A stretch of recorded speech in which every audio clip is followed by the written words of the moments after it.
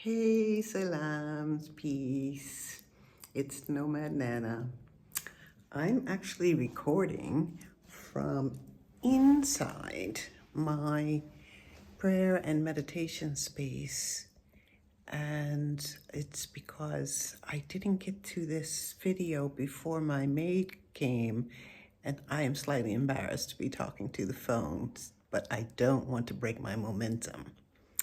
So let's just keep it going.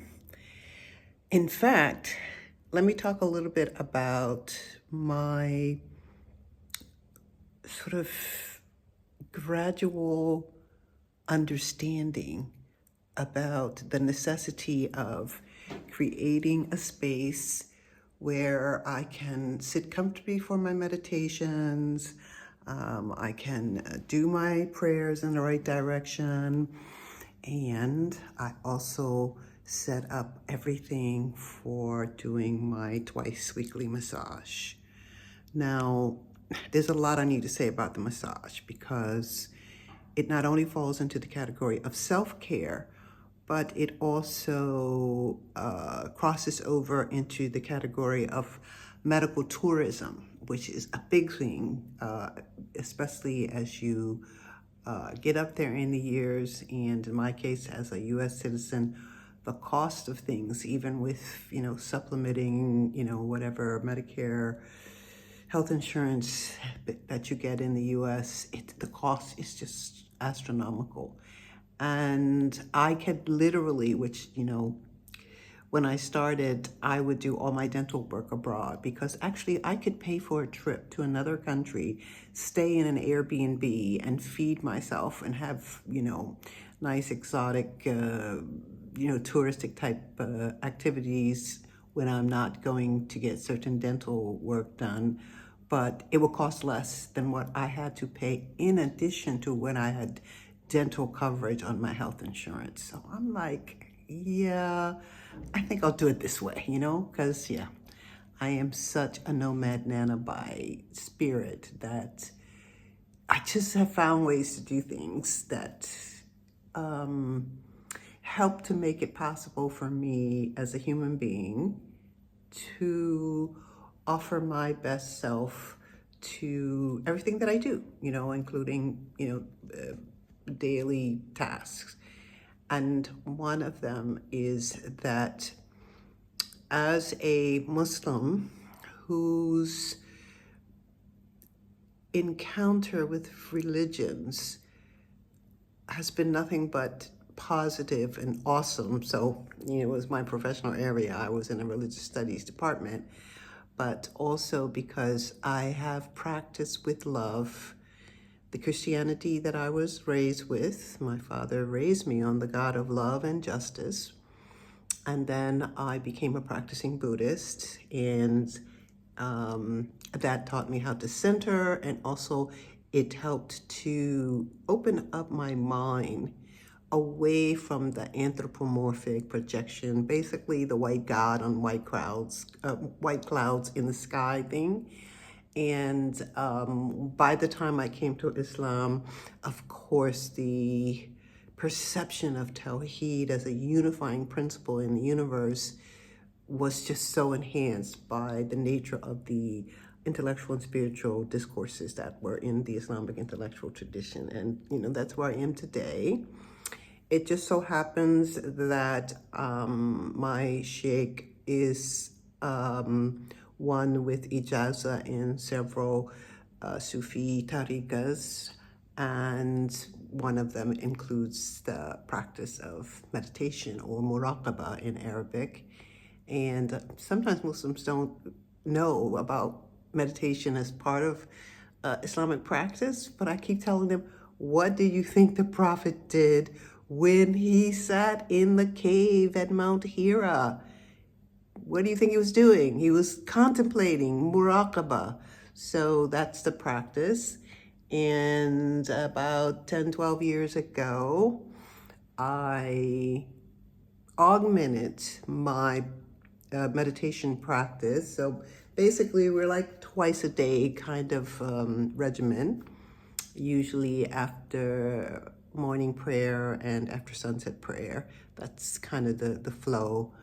But I attended a 10-day silent meditation retreat and did 10 hours of meditation a day. And despite how much emphasis has been on the matter of religion and spirituality in my whole life, it was really transformative, and I have incorporated my understanding and experience into the practice of muraqabah that goes along with my Sufi tariqa and my practices already in place. And I say all of that to come back to creating a space.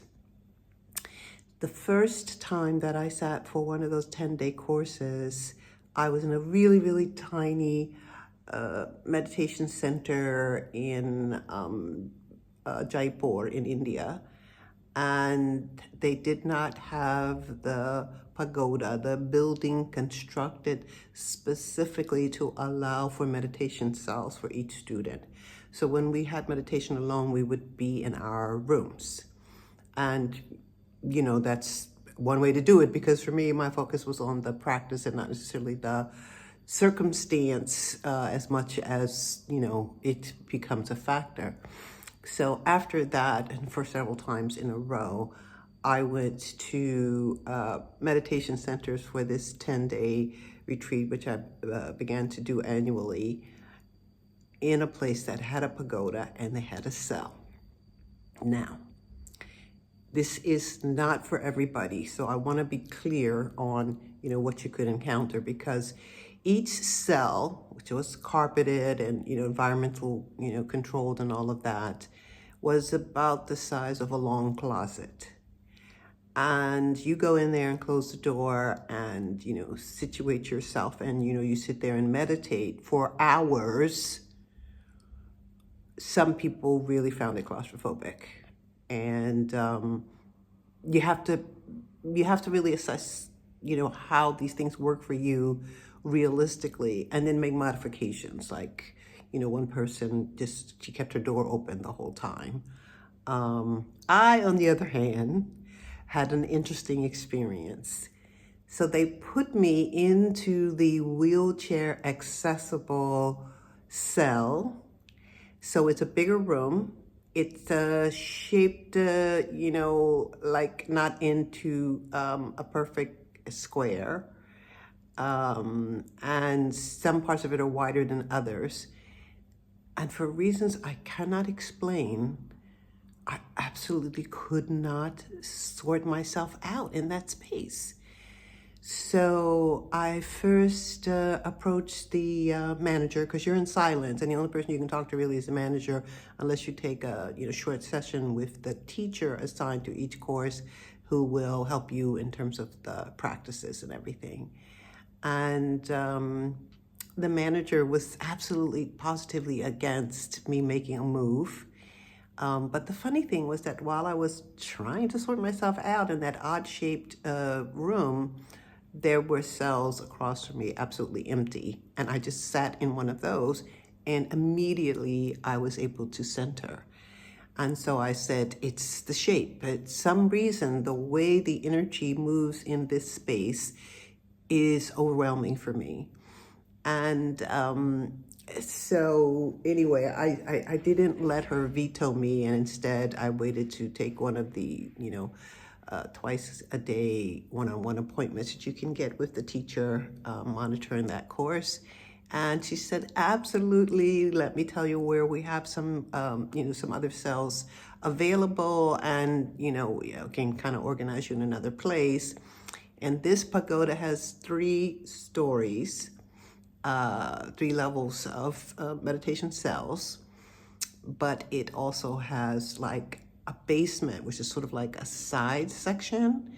Again, everything is environmentally controlled. There's a carpet in the room, everything about the room, other than the shape of my first experience, everything was the same. But when I had a chance to go into a room whose only function was to support the practice of deep introspection in silence and sitting, it was really transformative. And not too long after that, I went to hang out with one of my daughters before she gave birth to her second child. And I did my first ever vision board. Like, I've never done it, I've heard about it, but whatever. So anyway, we were all doing them in this community that she was connected to. And I put in there a number of things, all of which, by the way, came manifest. So you might want to listen to what I was talking about tomorrow about manifestation.